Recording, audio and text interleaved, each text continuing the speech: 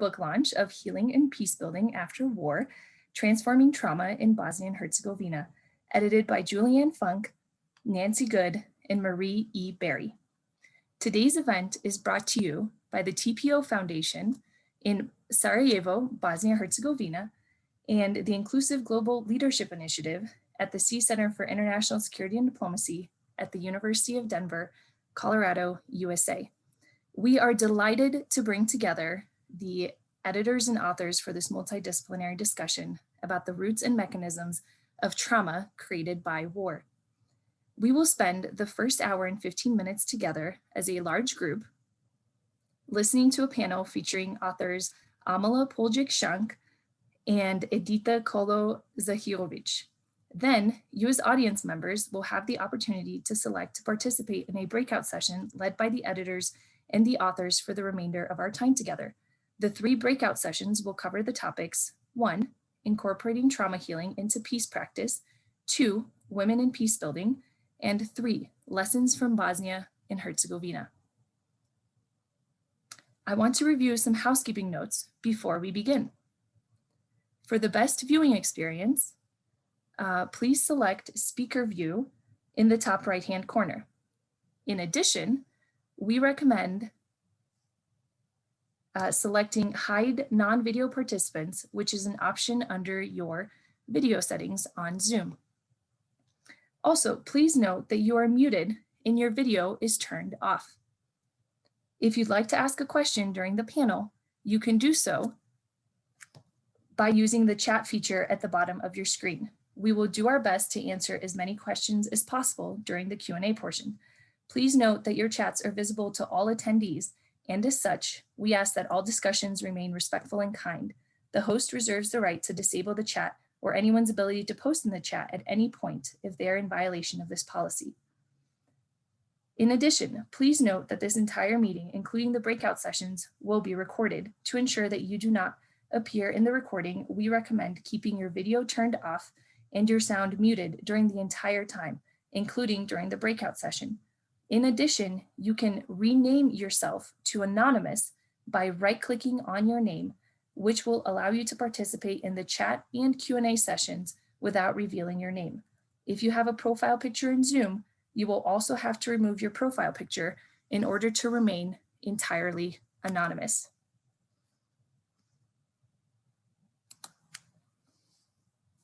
And now it is my pleasure to introduce you to Julianne Funk, one of the editors of the book and the chair for this event today. Julianne is a peace scholar practitioner specialized on the Balkans, faith-based peace building, and trauma-sensitive approaches. She is a research fellow at the Hellenic Foundation for European and Foreign Policy in Athens and managing editor of the journal Southeast European and Black Sea Studies. Welcome, Julianne. Hi there, thank you, Gergana. It's really lovely to be here. It's wonderful to have 102 of you with us. It's a pity I can't see all of your faces. That would be so pleasant. And I look forward to the breakout session and more interaction on a personal level. I will start by introducing just briefly the book, which is the reason that we're here. And then I will hand over to Zilka to say a little bit about the conference, which was the cause of the book, so to speak, and her organization, TPO Foundation. And then I will hand over to my co-editors, Marie Berry and Nancy Good, to say a little bit more about the contributions that this book hopes to make in the literature and in the field. That's just an introduction, and then we'll move to the panelists, Amela and Edita, and we'll get to that in a minute. I'm going to start by reading the first few lines of the book to give us a sense of what we're here for and what the conversation is all about. It's our conviction that there can be no sustainable peace without working to heal trauma resulting from violence. Furthermore, trauma that is not transformed gets trapped and is often transferred into more violence. Trauma can become stuck, held within our societies through cultural memory, in institutions, through structural violence, and even kept within our very bodies. As such, like any other energy, it does not just evaporate, but finds paths of release. These claims ground the book and hopefully can ground our discussion, or at least frame our discussion this evening or today, depending on where you are. We use the Bosnian case in this book, which I assume many of you will know, but in brief, most of us can remember or know that the war itself in the 90s was characterized by things like ethnic cleansing and insufficient international efforts, and the themes of peacekeeping and failures, so to speak, of peacekeeping. And the post-war peace-building period is really when peacebuilding as such came into its own. It was really the first time that peacebuilding was given this name, and the practice was considered as such.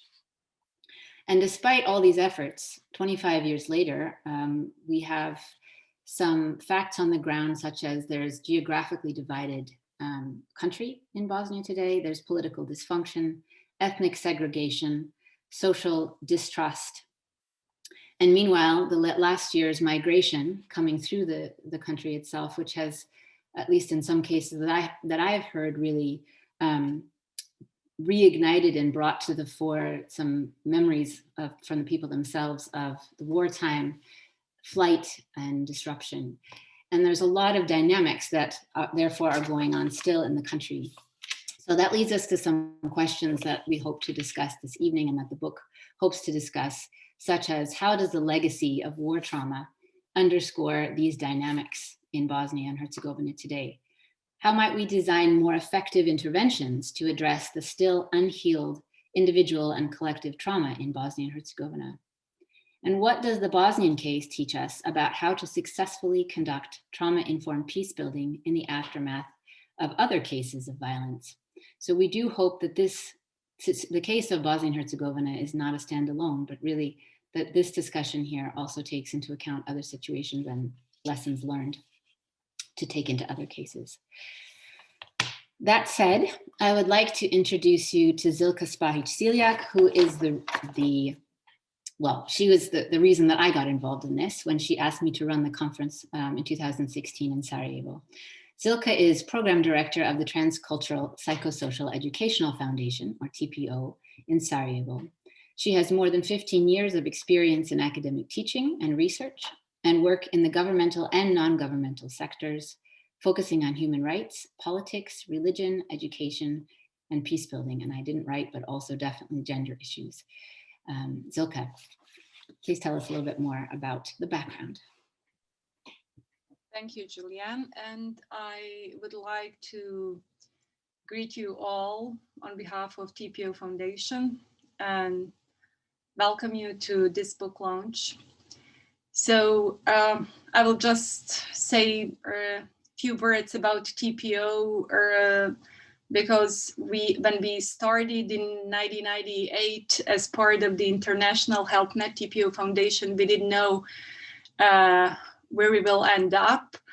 And I'm proud to say that from 2006, we've been working really hard to bridge the gap between academic and activist, governmental, non-governmental, but also religious and non-religious worldviews. And that we really try to be one of the leading organizations and inclusive approaches to education for peace, gender equality, and leadership. And yes, Julianne, gender equality is really important for me, but also feminism. Time is really flying quickly, and I cannot think, at this very moment that it's been 5 years, almost 5 years from the conference in 2016. It was the second international conference under the name Trauma, Memory, and Healing, when we all gathered in Sarajevo and later, ended up the conference in Srebrenica. And we had over 60 scholars and practitioners from different continents and cultural contexts. And TPO Foundation did it in cooperation with several universities from USA, Europe, and also centers from Croatia and Bosnia and Herzegovina. So we had a 3-day conference with so many wonderful presentations and discussions, and all the experts gathered at that conference from different fields, psychology, history, sociology, gender, arts, etc., discussed how to overcome traumatic experiences of individuals, but also communities in different cultural and political contexts. And apart from the exchanging good practices, but also friendships, the conference resulted in this book, Healing and Peacebuilding After War, edited by 3 colleagues and wonderful scholars, Julianne, Mary, and Nancy. And I'm really grateful that they did the editor's job, and they did it really great. So my hope is that the book is going to be a source of knowledge, experiences that will be also used by policymakers, universities, state institutions, NGOs, and that will help all of us who will be reading it to understand how to transmit the lessons from the Bosnian and the Balkans context to other post-conflict and then post-traumatic societies, and also to understand why trauma healing is important and relevant, not only for survivors, but also for all of us who should help and know how to show compassion and understanding. In the end, I really would like to thank all the authors and the organizers, and especially Gergana, who led us through the process of this book launch preparation. Thank you all, and I'm sure we'll have fruitful discussion. Thank you so much, Zilka. I just want to take a minute to quickly just say a couple thoughts from myself and also from Nancy in a second before we turn it over to the panelists. And what I wanted to share with you really is my favorite thing about this book. The reason why this book matters to me personally, but also I think to the broader conversation, is that it truly brings together activists that live their values of building peace day to day in and out in communities that have been affected by war, with scholars more like myself who tend to sit separate and more removed from the actual day-to-day work of building peace in communities affected by conflict, with people that are truly experts in trauma and in the way in which trauma is not something that is only can only be dealt with in an individualized basis, but also has to be really transformed through kind of a broader ecosystem of care and of other relationships that can help shift trauma. So my favorite thing about this book is that it is kind of a labor of love of all these different kind of perspectives and people. And I think what comes out of that is a real richness. And Nancy, I don't know if you have anything else kind of to quickly add before we get into the content. Absolutely. We didn't, thanks Maria, we didn't compare notes, but I would say that's really one of my favorite things about the conference that Zilka and TPO Foundation pulled together.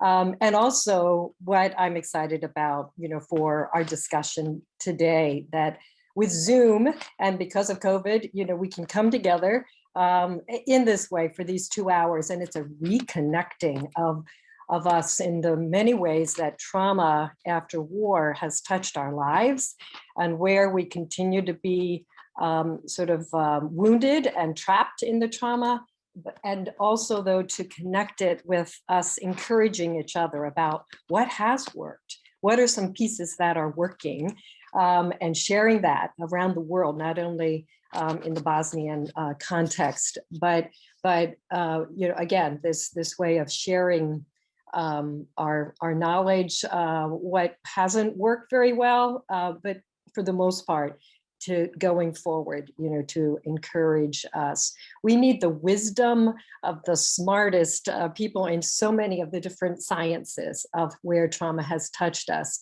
And I just say this as a clinician, to say that, in the book, we talk about some of the myths of what we had been knowing about trauma, and then clarifying not only what it's not, but now what it is that we're knowing, what it is, and continue to fold it out. And a key part of that, building on this connectedness with all of us, is that we need the smartest therapists, practitioners. We need the smartest sociologists, neuroscientists. Of course, neuroscientists would be pretty smart because they're studying the brain. But anyway, we need the smartest neuroscientists, sociologists, peace builders on the ground, researchers, family practitioners, folks who are working with victims, as well as those who have been perpetrators of the war, and how it is that we can come together in various groups, and especially inner dialogue, between our different groups and professions is just really key. I think those are the programs as we can be knit together in that way and integrated is really going to cause us to be stronger and take things forward. So those are a couple of thoughts that I'd say. Back to you, Julianne. Thank you both. These two co-editors have been wonderful assistants to my own thinking about how we bring this book into fruition. And it's been a long process, but it's been so beneficial. I wanted to add a couple of things. Zilka, in talking about the conference, didn't mention, and I think it might be of interest to those of you in the audience that, and I believe it's still there, tell me otherwise if it's not, Zilka, but the recordings from that conference are still on TPO's website. And those are very valuable, I guess not everything, but the plenary speeches at least are there to be found, and maybe we can even get that into the chat before the end of the day, that you can find a lot more information there. And just to say also my motivation for, I've learned so much, particularly from Nancy, regarding trauma, because I was in the field of peace building before trauma sort of came into my sights as such a crucial element of the peace building process. And it's been so important, and also through Amela and Randy Puljek-Shank, who are here in our discussion, realizing the crucial element of the body and the way that the body remembers for peace building practice, that we can't leave that out. So onwards and upwards, we will move to the panel. We've lost, unfortunately, one of our panelists this evening to illness. I didn't catch exactly what it was, and we're hoping it's nothing too serious.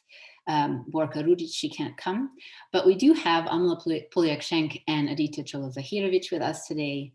And I think we'll start with Amela, if it's okay. And I will just say a little bit about who Amela is. But first, I asked them a couple of questions, which will frame the approximately 10 minutes that they will each share. I asked them, reflecting on your experience with peace building and healing from trauma after war or violence, what practices worked well and what didn't? What approaches do you find necessary for the future of this work? So their reflections on this is what we're looking to hear.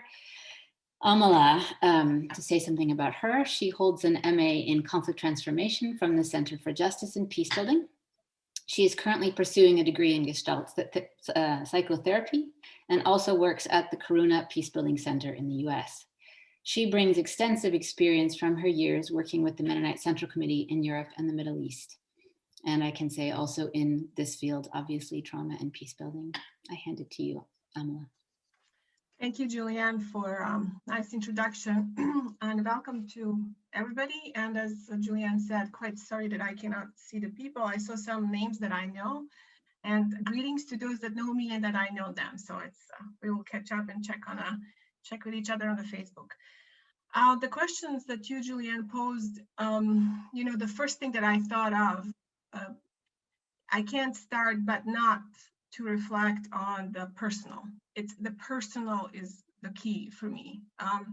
We can talk about trauma really in theoretical terms. We can have a definition of what trauma is, what traumatic stress is, what PTSD is, who develops, who doesn't, how it happens, and so forth.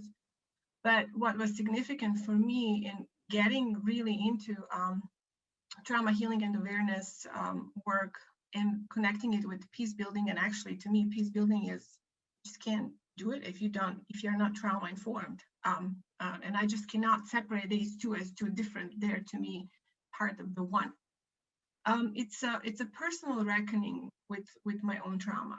I lived through the Bosnian War, was a refugee, as many of us in Bosnia know, experienced the devastations of the front line, the shelling, the family member being killed, number of friends being killed, the losses that we had to mourn, losing the home, experiencing the hunger that I never thought would happen, all these kind of things. And then eventually when everything stopped and some sort of a peace came, there was this illusion of this, you know, in the cartoons and the movies, you kind of, when you watched before the war, there was this naivete that once the war stops, everything is just rosy and fine, and the birds are chirping and the sun is showing up and everything is beautiful, the sunny day.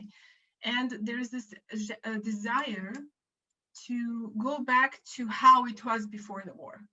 And then there's this really serious reckoning that one cannot go back to how it was before the war because one is changed, and I was changed, and every single citizen in Bosnia and Herzegovina was changed.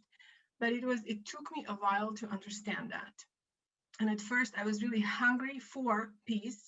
I was really hungry to go from one town to another town. I was hungry to not have electricity cut, to have a water all the time. The happiness to take a shower actually and not have to worry about not having water or hauling the water from the source somewhere, to actually have enough food, to not have to worry about bombing or shelling or snipers. That was relief. That for me was just enough, maybe in that first period of normalization. And then later on, I wanted more. But what I really noticed on a personal level is that all the explosions, all the deaths, the hunger accumulated within me and got stuck within me. And when you're in that fight or flight mode, I didn't notice, didn't pay attention, and I shouldn't, because the main objective was to survive. Once the thing stopped, usually when I'm teaching on trauma healing, I take a frozen chicken from the store and basically bring it on the table and put it in front of the participants and pretty much say that this is our body. And then when we talk about brain, it's also our brain, that it really, you know, you have, in order to prepare chicken, you kind of have to put it to defrost. And process of defrosting is basically process of coming in the understanding that the trauma or war is ended, that I am trying to live my normal life, but actually my body is not there with me, let alone my soul, let alone my heart, let alone my brain. And that personal process of healing was paramount for me. At some point, I was very angry, enraged. I did have hatred for those on the other side. Couldn't stand them, couldn't think about them, didn't care about them, didn't really care where they hurt. Did my son hurt them? I just actually wanted them to hurt as much as I was. And then at some point, I think there became this realization that my healing process cannot depend on the sorry from the other side, because this may or may never happen. And that healing process, I need to be engaged. I mean, I'm in charge of my own healing process. And that's when I teach, is kind of the trauma is, it's almost like a different persona in me. And there's a fight internally happening where I am turning away from it because I'm trying to deal with it, and whatever my defense mechanisms are helping me to deal with. And actually the whole wisdom was to turn towards it, to look at it, to embrace it, to cry, to mourn, to recognize that I was actually traumatized from everything that I have experienced. So that personal process for me was so important and integral to me actually becoming later involved and choosing to finish psychology and then further on develop my understanding of theory and practice of trauma healing and recovery. What was important for me after this personal healing process, you know, moving into the group, how did this happen? you know, we have narrative in Bosnia and Herzegovina that we are the most mixed former republic, that we had the most mixed marriages, that this shouldn't have happened, but it happened. And then just the anger that it happened, that we actually allowed it. I'm not going to talk about, you know, third countries involved and political, economical, whatnot. People here were part of this. And then trying to understand, how did we come to that point of being so afraid of the other, that was my neighbor, that was my family member, to the point that we dehumanized that other, that we actually could attack that other, could kill that other, could rape that other, where the other started not to have a face, not to have an emotion, and actually was not a human being. It wasn't even an animal. It was some sort of a thing that existed that totally separated me from the other. And that was prompting me to actually go and search into narratives of my own country and our Balkan countries. What did we teach throughout the history? What did I teach? What did I learn in my historical lessons in school? When I was doing my trauma healing, I was frantically afraid of knife. I was frantically afraid of being raped. Mind you, I did not experience that in the war, but with the trauma therapy, it really, I recognized that that was a transgenerational transmission of the stories from the previous conflicts and wars that Bosnia and Herzegovina was part of, and that Yugoslavia, former Yugoslavia, was part of. I integrated them into myself. They became part of me, part of my life story, not that I wasn't even aware of. And when the war exploded, somehow for me, all of a sudden, when we started to have concentration camps, it was just no brainer. Sure, this is what happened in the Second World War.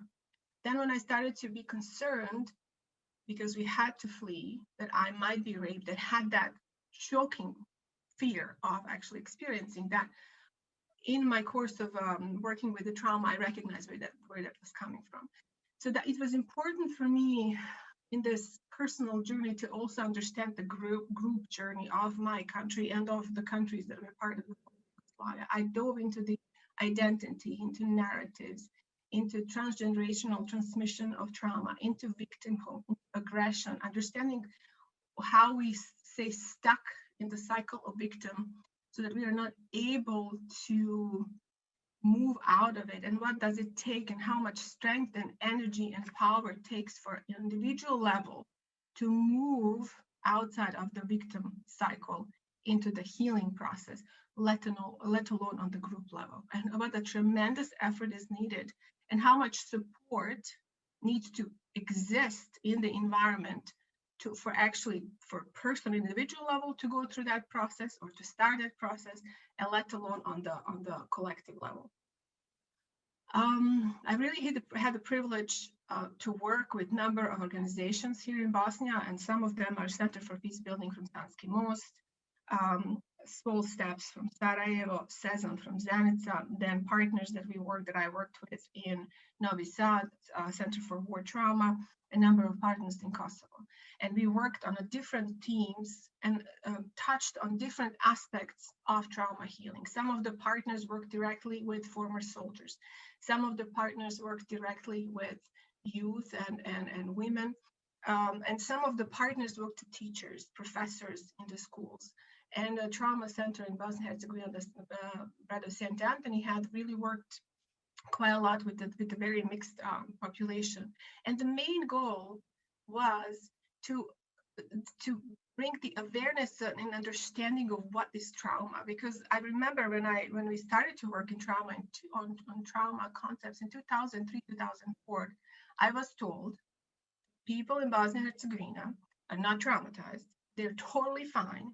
And that I am basically imposing a foreign theory and practice into our context. I listened politely, and my conclusion was that people were not ready. And I think what opened environment to actually hear were a number of suicides that happened by the former soldiers that kind of were flashed on the screens, and the people got shocked. Well, how could that be possible? What was going on through their heads? These suicides were happening some in Croatia, some in Serbia, some in Bosnia and Herzegovina. And somehow that pushed the door open. And I was working with Franciscans in Prozor, and I remember a group of former soldiers, and we were working on trauma and trauma awareness. And there was this young man, age 25 or something like that. He was about 15 when the war started. The level of pain and the level of suffering that he went through was incredible. He was at the teenage years when the formation is so of his persona, of his life was so instrumental, and he had to go on the front line and fight. And I saw in front of me a young man who basically came to the Franciscan priest and said, if you don't help me, I will commit suicide. And that's why the priest recommended that he becomes part of our sessions or training in trauma healing and recovery. My legs gave up because I am not, you have a person in front of you and I'm thinking, oh my God, how am I going to be there for you? In what way, how can I help you? Because obviously he had reached the end, the edge. That training stayed for me like forever in my memory. Just to say that he's okay and fine, but that really made for me quite clear how this trauma can be like a high-level theoretical discussion where not average person has access. First of all, not because average person cannot have access to it, because average person has other things in life that they need to worry about. So the responsibility of me and people that I mentioned that I worked with and of us all in the peace building field is to break it down in a manageable pieces of information that people can understand so that they could actually look at themselves and say, in the privacy of their own home, with their families, in the training sessions, when they're reading, oh my God, this somehow resonates with me in some way. And then start that process of opening up, looking for ways to how to start the process of healing on individual level. That also means if I am a mother or a father and I bring this awareness to myself, this is going to affect my children. This is going to affect my family. In some way, this is going to affect my neighborhood and hopefully eventually the country. And it's an ongoing commitment. And some people and some of us who have gone through the war and through the trauma experiences, the healing is a hard process. On individual or group level, requires a support. Is it of the family members? Is it of the society in which we live? And my conclusion, as far as collective support here in Bosnia and Herzegovina, we are still not there. We are pretty much still divided into groups, pretty much still stuck in who did to me what, and pretty much really hard for us to move to humanize the other. So the work is still there to be done. And the current the organizations that I have mentioned are still continuing to work in this field and in this area. So that's basically for me for this part. That's okay. Thank you so much, Amela. This was, yeah, in some ways, the older I get, the more I think that there's far more to stories than there is really to much else that we learn in life. There's so much wisdom in your story and so much difficulty. And I appreciate Katie Mansfield commented in the chat how indeed even for us, hearing your story is itself, I don't know what exactly to say, how she put it, but it's hard. It's something, it's not your average webinar, for example, to hear such a story. And as someone who didn't live through the war myself, but having experienced Bosnia in the post-war period, I could tell so many stories about the secondary trauma that I experienced. And I had wished that Vahidin Omanovic could have been here to speak. We asked him, but he has something else happening this evening, because he was one of the first people I spoke to who alerted me to the fact that what I was feeling was actually the trauma in Bosnia when I was first there from my research in the earlier 2000s. So thank you for that, that sharing. Edita, let me say something about you, our next panel speaker. Edita Zahirovic is a psychologist and peace activist. She has worked on peacebuilding initiatives for Catholic Relief Services in Sarajevo for about a decade, focusing primarily on Bosnia and Herzegovina. And I can say also that Edita and Amela were both at the conference in 2016. Edita also has a contribution in the book itself. Please go ahead. Thank you, Juliana, very much. I would like to say hi to everybody, even I cannot see the faces, and I'm also quite nervous, as you shared previously, about having this type of discussion and not being able to see people's faces and to connect personally, as that is very important for all of us who are working on peace building, and actually knowing that healing trauma is much more easier, sometimes much more challenging, but also much more easier when you have people together. So I am very glad. And I have to say, when I ask you, do I need to send you a couple of thoughts, what I would say, you said no. And I think that now I'm more proud than ever, because what I wanted to say after Amela's personal stories and giving perspective of individuals and how they feel traumatized after the war, I think lately I'm thinking more and more how our society is generally traumatized. And what I was thinking to say, it's a little bit more on a social level than on the individual level and on the group level. And I was motivated to talk in this way tonight, because a few months ago, when Corona started, like many of us probably, there was that period that you need to do something for yourself.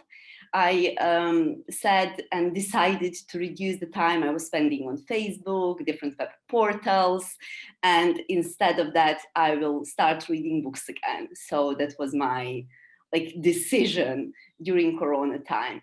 And somehow there is many books, not so many, but enough books in my house. And I noticed one book on a shelf. It was black, it was not too thick. And I said, okay, great, I can start with this one. But actually today, I think that I didn't find the book. Actually, the book found me. I don't know, maybe some of you had a chance to read that book, but after almost 15 years of me working directly and indirectly in a peace building field, I started to read a book that was written in 1982, the year when I was born. So I was just a newborn in that period. And I couldn't stop reading, because the name of the book was How I Betrayed a National Thing. It's a book that I had to read a couple of times, actually some of the segments even more. And in this belief of how characters narrated as if they live today in Bosnia and Herzegovina, it was really surprisingly for me. In 38 years, you can say that nothing changed in people's minds, because when they were thinking about how they will establish, that establishing their ethnic identity will provide them with happier lives. And also how much events that happened during the Second World War and even before the Second World War generated traumas and made all of us, people who are living here in this area, to exit the violence of circle for decades. And I realized that the narratives are just repeated over and over again, as Amela said, from her personal experience.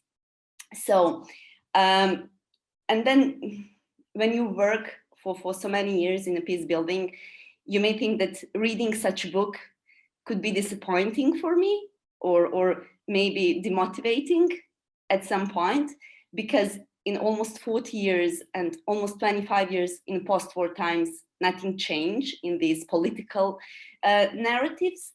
But I have to say my feelings were quite contrary. I have realized how important our work is. And even if we fight windmills every day, and I think our work as trauma healers and any other practitioner who really do care about peace building, it's very much needed now in B&H, in this time when B&H is losing its multi-ethnicity, and we are becoming a country that is generally consisted of a couple of monoethnic regions. For the past few years, I'm also working a lot with youth, the high school youth and youth who are at the universities, and also youth political affiliates and youth political parties. And I realized that maybe today, probably more than ever, it's essential to invest efforts into peace building programs that are consisted of what Amela really said on personal level of binding, bonding, and bridging. That we need to continue working with the new generation, encouraging them to self-react and heal, to reinforce relationship within their own identity group, but then also to go even more least, but to continue to rebuild relationship in different ethnic groups. Because I have to say that when I started, and I have to mention him, working with Goran Bubalo, who passed away this year, the incredible peace builder in Bosnia and Herzegovina, we didn't have so much challenges related to finding groups of people that are willing to be together at the same place and discuss difficult topics. But today I think that it's, even if it's done so many times before, it's crucial to gather youth from Banja Luka, Sarajevo, Mostar, Sié Chéou-Kang Center. Those are all small cities in B&H, and they're almost ethnically homogeneous because they will not be encouraged to look for those differences in their communities. The system is continuously narrowing the space in which they interact. It's not an incidental case anymore that some 20-year-old girl has never met any of her peers of different nationalities. It's becoming more and more as a common thing in Bosnia and Herzegovina. So I think that we need to offer additional space, that we need to offer a space where every person can achieve their potential through different art activities, to different cultural activities, to different educational activities, or any other activities where they can create strong bonds as they form a common identity, one that reaches beyond the national one. Some of the prominent critics of such approach will say, and it's something that we are always facing with, yeah, it's great. You can gather youth from different cities, and then you will always see that they will find joint connection as they're the same generation or similar. But still, if you ask them these difficult questions about who started the war and what do they think about war crimes, you will see that like these efforts are senseless.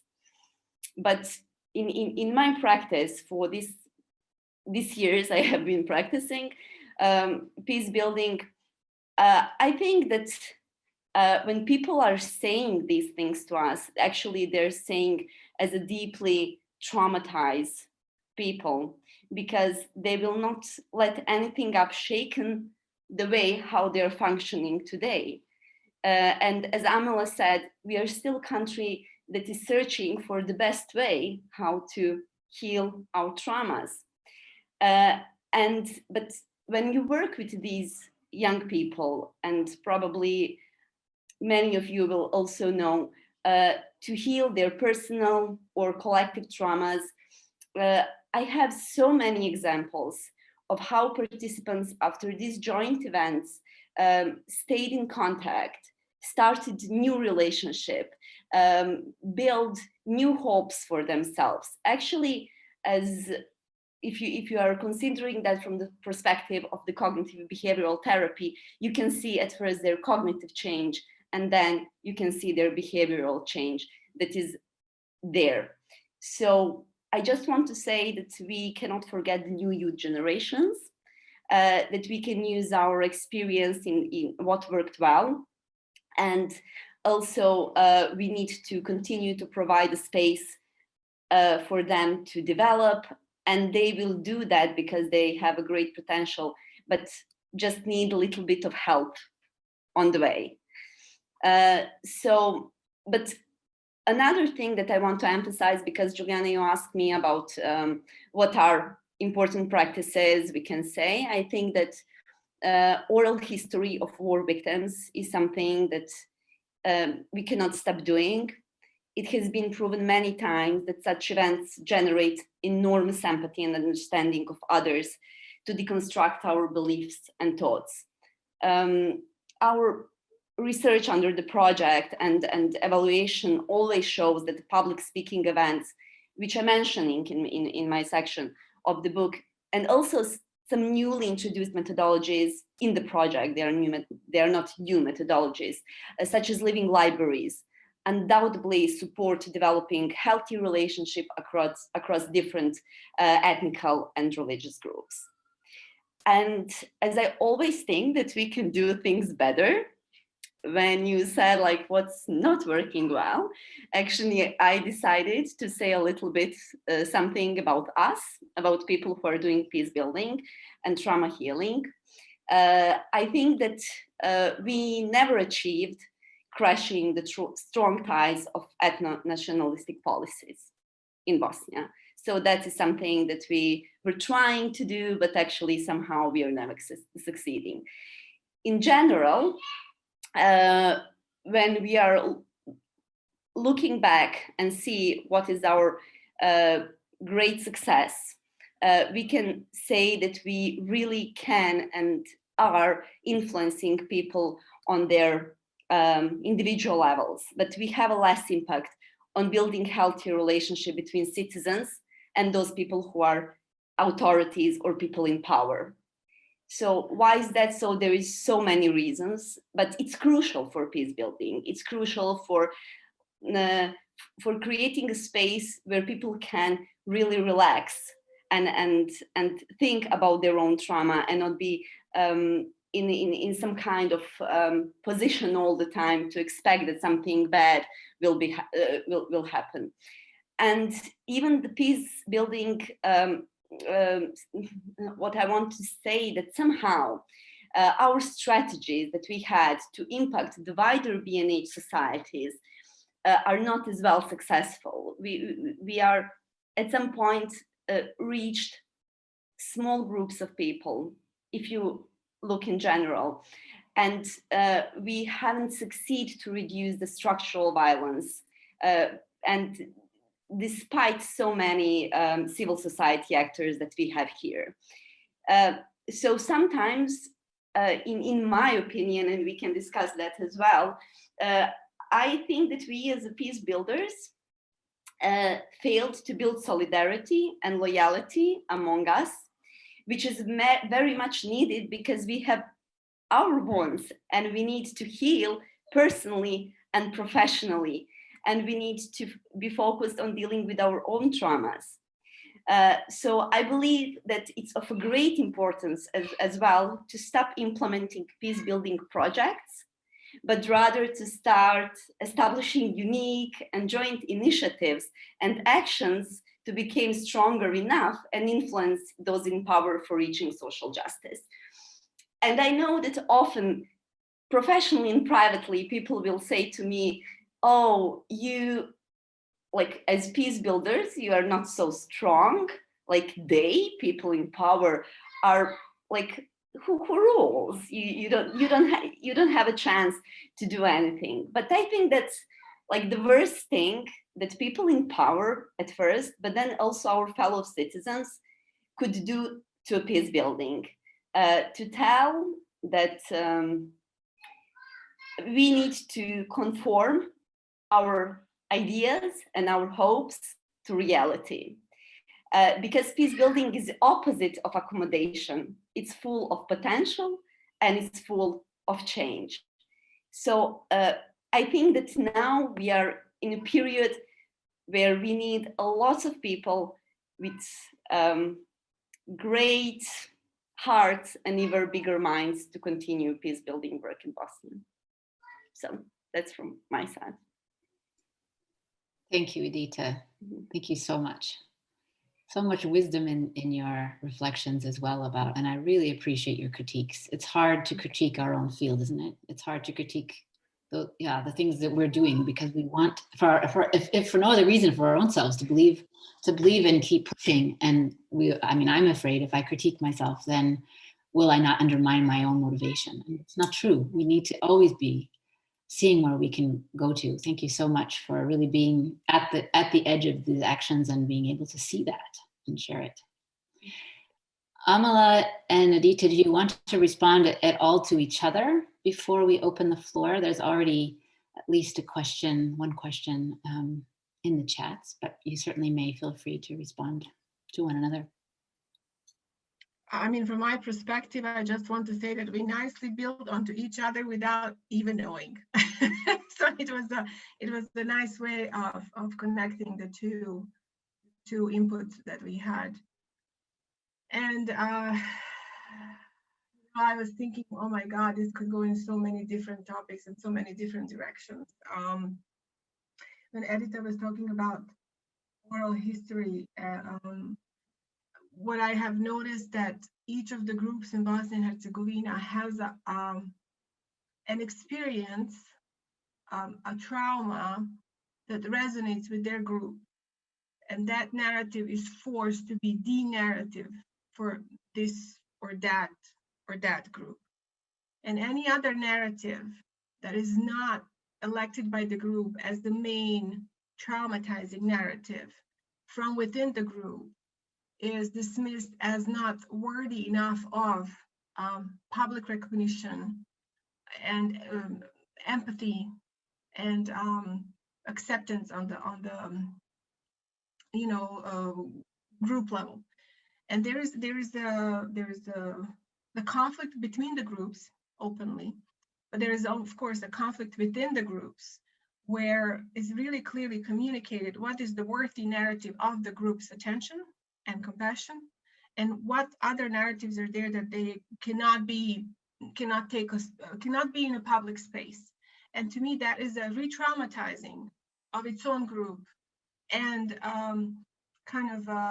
anchoring, not giving a voices within the group to actually communicate their experience, their pain, their right to actually say, I was hurt, and even though it's a gradation of trauma.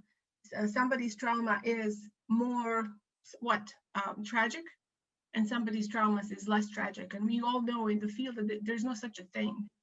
Everybody's experience is their experience, the group experience.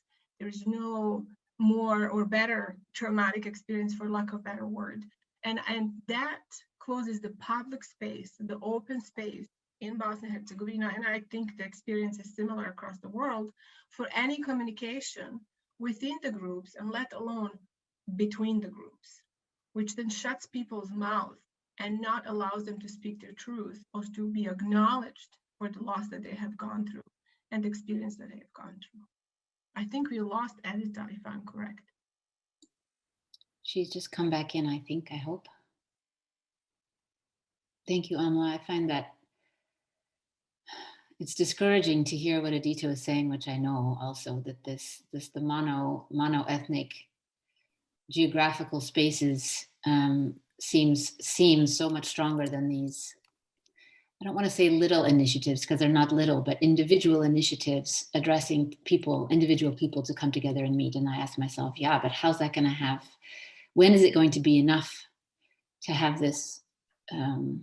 When is the critical mass, so to speak, to have a turning, just a visible, collective turning point? I mean, I do believe there's lots of transformation happening in those, but that it has at a social level. And I think it has a lot to do with this, Amela, that stories aren't, slowly over time, individual stories have to morph into the collective story, don't they? They have to work together. Otherwise, they sort of become silenced, they tend to become silenced. I think it's time to take some questions from the chats. Julia Dowling, you have the first question. There's some comments that people may feel free, unless I miss some, feel free to take a look at. Julia asks, I wonder how we can have, I think this, either of you of course can answer, but I think it's related to what Edita was talking about. I wonder how we can have oral history and verbal testimonies become more trauma informed, considering many of the experience of folks from experiences like the TRC, the Truth and Reconciliation Commission, destabilize the person providing testimony because there's not sufficient therapeutic preparation or post-event processing and support. And I think the ICTY, there's been, stories from that, similar stories from that. Shall I take a couple of questions? I can take this one, Julianne, because working with war victims for many years, after they were part of the many trainings that Amela also said that the Franciscan Center was actually creating and doing at the beginning. When they feel resilient enough, they speaking is also trauma healing for them, because they think that if they do not speak, they will continue to hold it in themselves, and they really want to do something good with it. And when they see the great feedback of the people who are listening to them, they will say, this is like a psychotherapy session for us. They feel in power, that they can do something. They can see the importance of their work because nobody else is doing, just they are doing.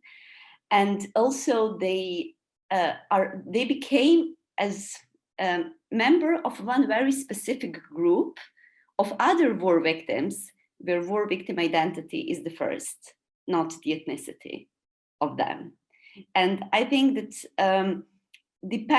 when you have people who were part of the providing testimonies for the courts, is completely different system.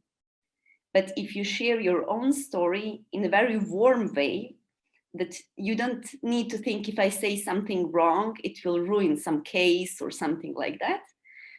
That can be really healing for people who are talking publicly about their experiences. With the Truth and Reconciliation Commission, I remember when it started, not when it started, when it was happening, the writings and so forth, and the theories and discussions, and why it was initiated and how big deal that was. And the point of that, even though the testimonies was really to actually don't know even what the point was, because the people who committed the crimes were actually talked about the crimes. The families heard of those, what happened to their family members, were able to maybe find them and identify their bodies. But the aggressors got amnesty out of it for the confession. That is not a trauma healing all the way. It was for the families important for the families to hear where their loved ones were, what happened to them. Some of them finally got to know and got an answer to the loved one that never came back, that they never saw, or even though his body was found, they didn't know. So they had some answer, but that, the answer that they got, what after the answer? And that's the TRC was really faulted for that. There was no healing. The question is, the families, the friends who heard the stories, they were re-traumatized. And if we look at in Bosnia and Herzegovina, where is the collective group space that we have telling of the trauma stories happens usually when we have political rallies. They're used, and every year at the anniversary of certain battles that happened, and it's a collective re-traumatization were one or the other group. Absolutely effective tool to keep people totally frozen in their experiences. And what Edita is saying, actually identifying as far as I'm concerned, in Bosnia and Herzegovina, the safest places have happened with the organizations who intentionally worked on trauma healing, who really created that. When you have participants of 20, 25, 16, 30, and you work for 4 or 5 days or even 2 weeks, depending what type of workshop or seminar or training you had, and that's where the transformation happened. That's where the people finally, for the first time, felt safe. Is it in a monolithic group or they're in mixed group? Doesn't matter, to actually talk about the experience and actually experience some level of healing.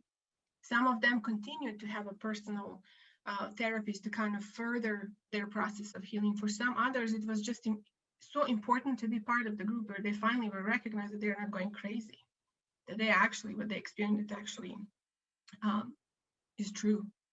And that they understand their pupils. I remember teachers in the school telling me at one of these trainings, like, oh my God, I can now understand why this boy and this girl in my class weren't totally checked out. They had very bad grades. And, and when we went into analysis, they were from Srebrenica, this is what they gone through. And to her, it just didn't click. And in our training, she finds like, oh my goodness. But that changed the course of her presence in the classroom and presence with the future students and the current students that she had at that time. So as far as Bosnia and Herzegovina is concerned, we are nowhere near this collective, public, safe space where people will be, in a trauma healing, you have to create a trusting, safe, and loving environment for people to actually talk about what happened to them. That's not possible, but it is to the organizations who are doing the trauma healing and carefully selecting participants and carefully working with participants. And that's I don't know if I even can call it a version of a trauma, of a truth and reconciliation of some kind, but mini, on a small scale. Thank you both. I have 3 questions here that I'll read out and you can see what you want to address. Boniface, Betty asks, how do we honor and draw the moral line between lived experience as truth-telling versus therapeutic re-traumatization canons in our praxis? And there are some answers here coming from others in the participants. Another question from Samuel Sarpia, if I'm saying that correctly. In your advocacy, how much of your work involves organizing those at the top and those at the bottom in working together, power holders and those impacted by actions of power holders? And I was thinking also, Edita, after what you were saying, the infamous, or maybe it's not infamous, track 2 level that Lederach talks about, this bridging role. That seems to be so crucial. And one from Jeff Kelleher, can you cite examples of countries where trauma healing has succeeded? I'll stop there. Feel free to jump in.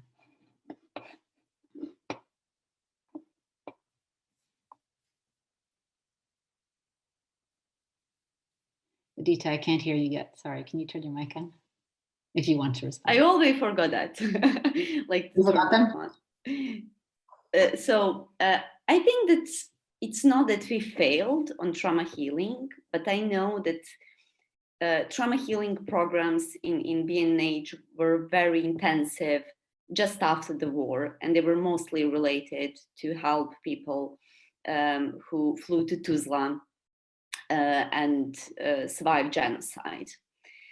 And at some point, there was, I don't know, decision of somebody or its international community or combination of international community and local authorities that we should focus on economical development.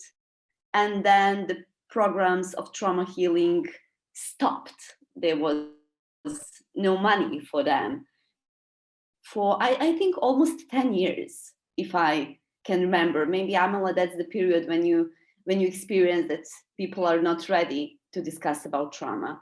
Like losing these 10 years of working on trauma healing is enormous. It's huge. So maybe if somebody wants to take any kind of lesson learned from Bosnia example, the trauma healing has to be continuous and has to be developed in different levels. For example, the crisis intervention after the war, but in the end, more and more deeper analysis of situation and helping people individually. I'm also thinking a lot about lately, as I do my master thesis from social work, that what did social workers did, for example, for people who return to their places where they survived maybe genocide or some other atrocity. And I'm not sure that we had social workers who help to rebuild social cohesion. That's another thing that we have been missing all this time. So it's numerous elements. We cannot say that we failed, but we can say that we learned a lot, what we've missed in some periods after the war. But when you work with those people very intensively, you cannot say that these programs are not functioning if one person who never was on an old bridge in Mostar, one ex-war camp prisoner from Croat, he was held by the Bosniaks, and he actually banned his daughter to go to a bridge, and she was living in Germany with her mom.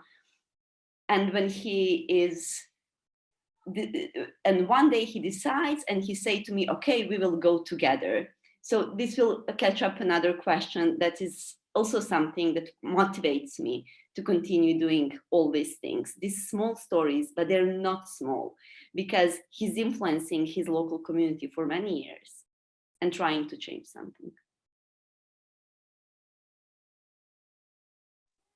I will maybe answer one question. The answer will be very short, and then I will answer the other question.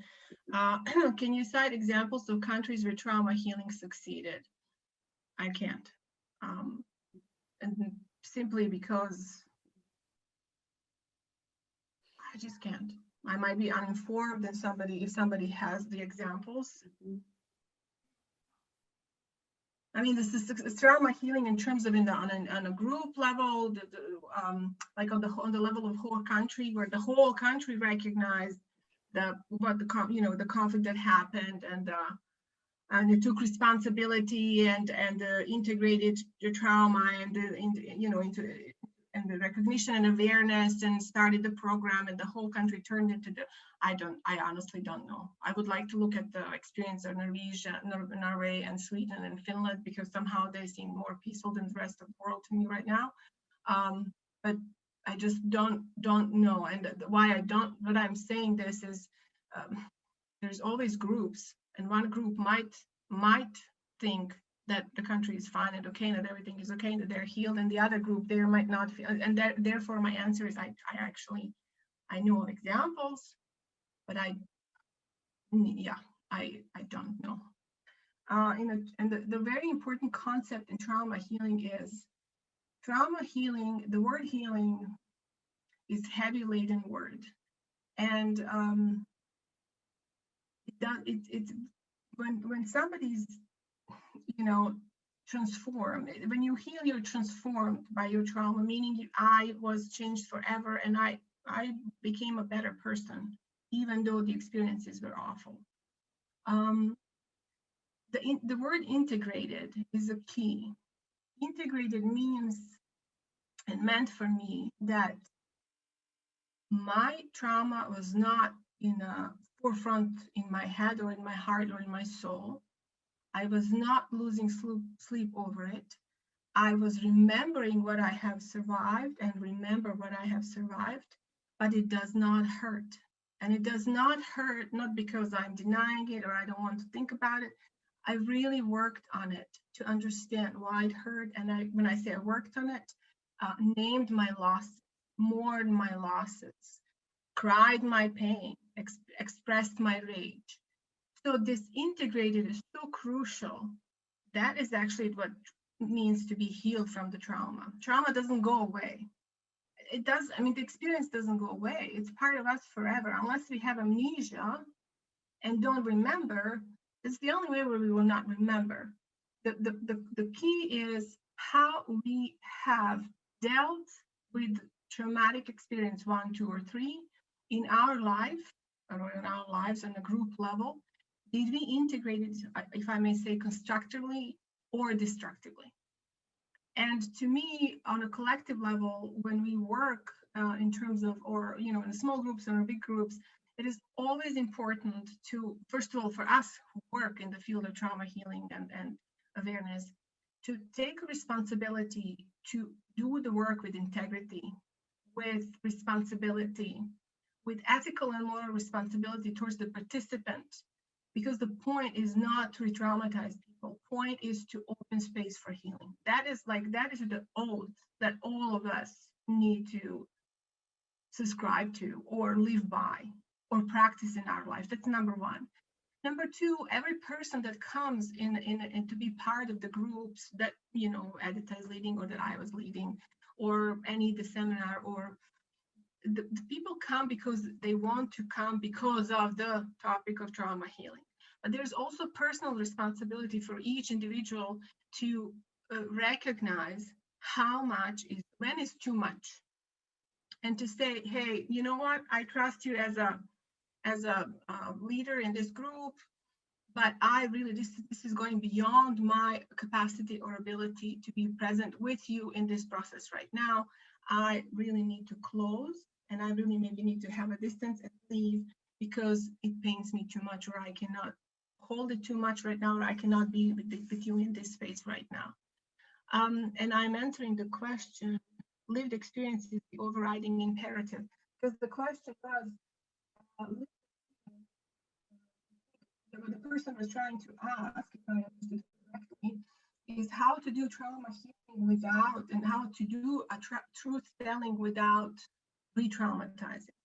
There has to be really a deep level of recognition for each one. I don't care if you're a trauma healer or not, even if you work on the topics that are very sensitive, doesn't matter. There has to be a level of ownership of who does this, to recognize that my words, my session, my actions, or our actions will actually hurt somebody. And in order for that not to happen, I need to prepare myself not to have that happen. I take responsibility for that, not to.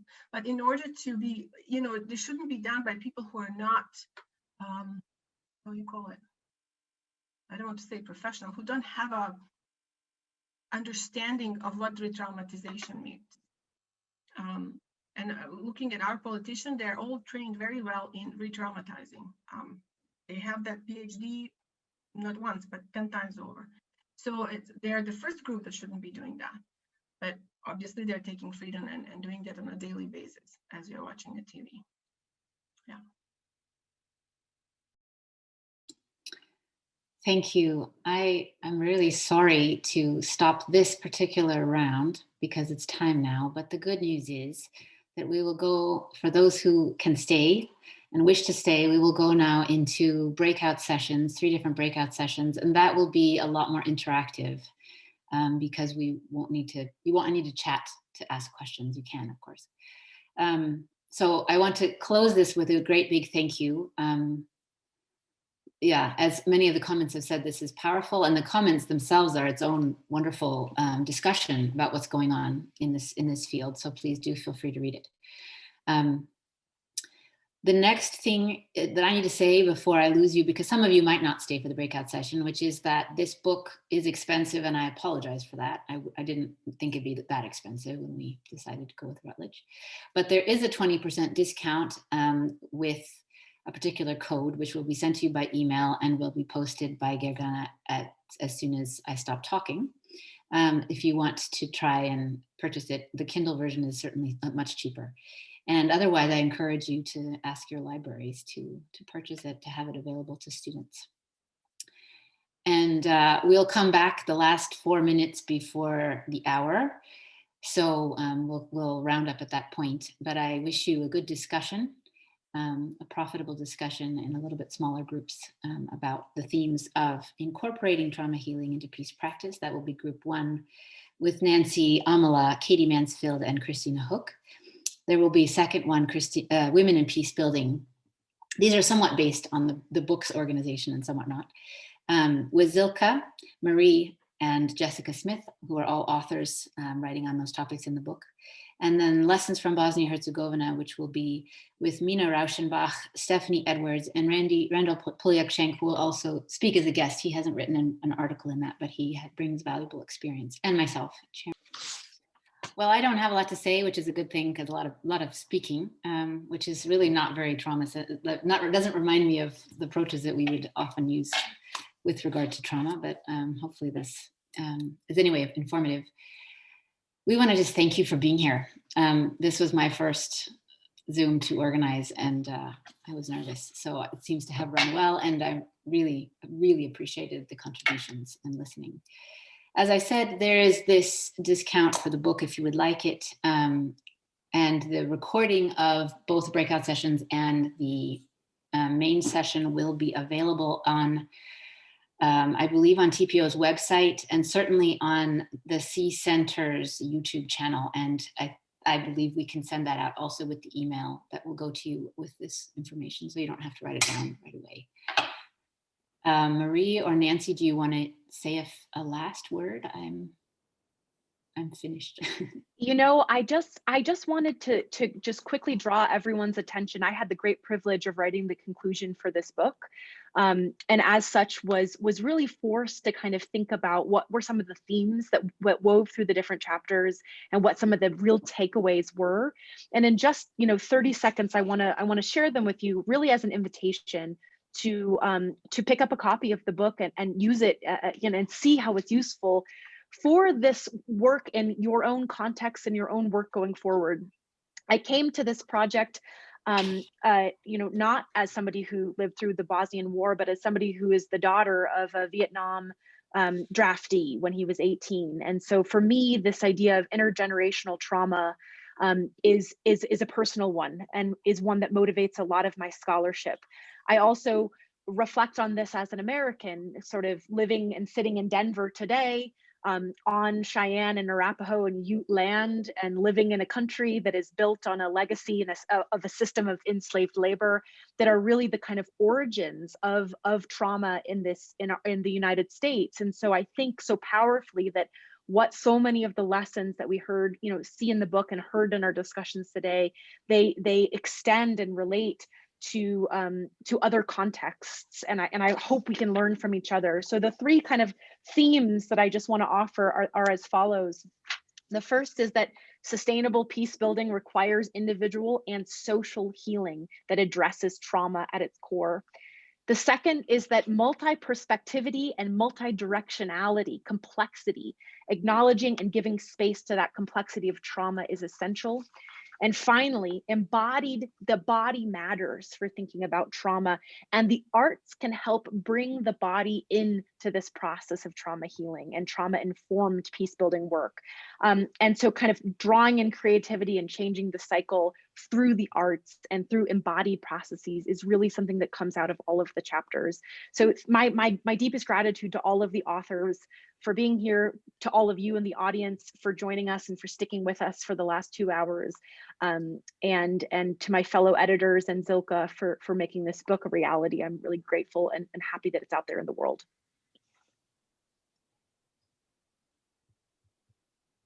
I can just say amen.